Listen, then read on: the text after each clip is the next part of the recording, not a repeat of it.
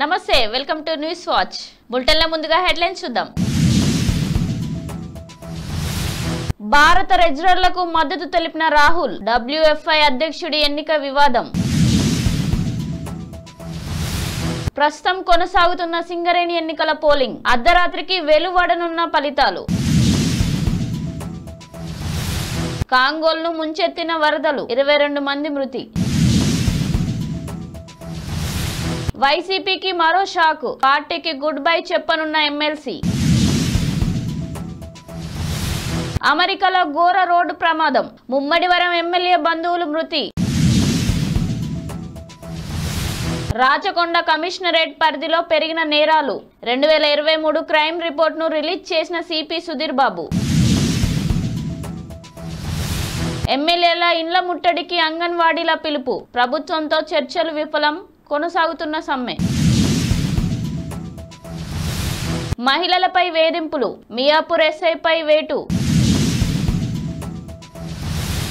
విశాఖలో కమ్మేసిన పొగమంచు, దారి కనిపించక 5 వాహనాల ఢీ. కన్నడ సినీ పరిశ్రమలో మరో విషాదం, గుండెపోటుతో ఫైట్ మాస్టర్ జాలీ బాస్టియన్ కన్నుమూత. ఇక వివరాల్లోకి వెళ్దాం. కాంగ్రెస్ అగ్రనేత ఎంపీ రాహుల్ గాంధీ భారత రెజ్లర్లకు మద్దతు తెలిపారు. హర్యానాలోని చారా గ్రామంలో ఆయన రెజ్లర్లు కలిసి సంఘీభావం తెలిపారు. WFI అధ్యక్షుడిగా సంజయ్ సింగ్ ఎన్నిక వివాదాస్పదం అయింది. దీంతో రెజ్లర్లు తీవ్ర నిరాశకు గురి అయ్యారు. సింగరేణి గుర్తింపు కార్మిక సంఘం ఎన్నికల పోలింగ్ ప్రశాంతంగా కొనసాగుతున్నాయి. ఉమ్మడి ఆదిలాబాద్, కరీంనగర్, వరంగల్, ఖమ్మం పరిధిలో 11 డివిజన్లో పోలింగ్ జరుగుతుంది.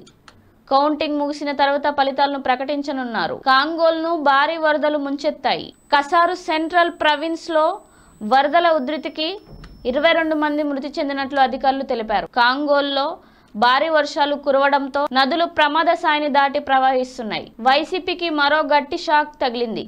పార్టీకి MLC Vamsikrishna Yadav goodbye చెప్పనున్నారు. నేడు మంగళగిరి జనసేన పార్టీ కార్యాలయంలో పవన్ కళ్యాణ్ తో భేటీ కానున్నారు. అనంతరం పవన్ చేతుల మీదుగా వంశీ జనసేన జెండా కప్పుకున్నారు. అమెరికా టెకాసస్ లో ఘోర రోడ్డు ప్రమాదం జరిగింది. రోడ్డు ప్రమాదంలో అమలాపురానికి చెందిన 5 కుటుంబ సభ్యులు దుర్మరణం చెందగా ఒకరి పరిస్థితి విషమంగా ఉంది. మృతులు ముమ్మడివరం ఎమ్మెల్యే పొన్నాడ సతీష్ సొంత బంధువులుగా గుర్తించారు. రాచకొండ కమిషనరేట్ పరిధిలో నేరాల సంఖ్య పెరిగాయని పోలీస్ కమిషనర్ సుధీర్ బాబు తెలిపారు. 2023 సంవత్సరానికి సంబంధించిన క్రైమ్ రిపోర్ట్ను రాచకొండ సిపి బుధవారం మీడియాకు వివరించారు. వేతన పెంపు, ఉద్యోగ భద్రత డిమాండ్లతో ఆందోళన చేస్తున్న అంగన్వాడీలు బుధవారం ఏపీ ఎమ్మెల్యేల ఇండ్ల ముట్టడికి పిలుపునిచ్చారు. మంగళవారం ప్రభుత్వంతో జరిగిన చర్చలు విఫలం కావడంతో సమ్మెను తీవ్రం చేయాలని అంగన్వాడీ సంఘాల నేతలు నిర్ణయించారు. ఓ కేసులో బాధితురాలి పట్ల అసభ్యకరంగా ప్రవర్తించిన మియాపూర్ స్టేషన్ ఎస్ఐ గిరీష్ కుమార్ పై వేటు పడింది. ఆయనను సస్పెండ్ చేస్తూ సైబరాబాద్ కమిషనర్ అవినాష్ మహాంతి ఆదేశాలు జారీ చేశారు. పొగమంచు కారణంగా రోడ్డు కనిపించకపోవడంతో 5 వాహనాలు వరుసగా ఒకదానికొకటి ఢీకొన్నాయి. విశాఖపట్నంలోని కొమ్మది జంక్షన్ లో ఈ ఉదయం జరిగింది. ప్రమాదానికి గురి అయిన వాహనాల్లో ప్రైవేట్ బస్సు, ట్యాంకర్, 3 కార్లు ఉన్నాయి. దీంతో భారీగా ట్రాఫిక్ జామ్ ఏర్పడింది. సినీ పరిశ్రమలో మరో విషాదం చోటు చేసుకుంది. ప్రముఖ కన్నడ ఫైట్ మాస్టర్ జాలీ బాస్టియన్ కన్నుమూశారు. బెంగళూరులోని తన నివాసంలో గుండెపోటు కారణంగా ప్రాణాలు విడిచారు. బులెటిన్ల హెడ్లైన్స్ మరోసారి చూద్దాం.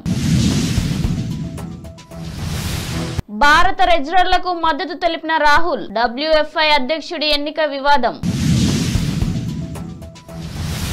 ప్రస్తుతం కొనసాగుతున్న సింగరేణి ఎన్నికల పోలింగ్, అర్ధరాత్రికి వెలువడనున్న ఫలితాలు. కాంగోల్ను ముంచెత్తిన వరదలు, 22 మంది మృతి.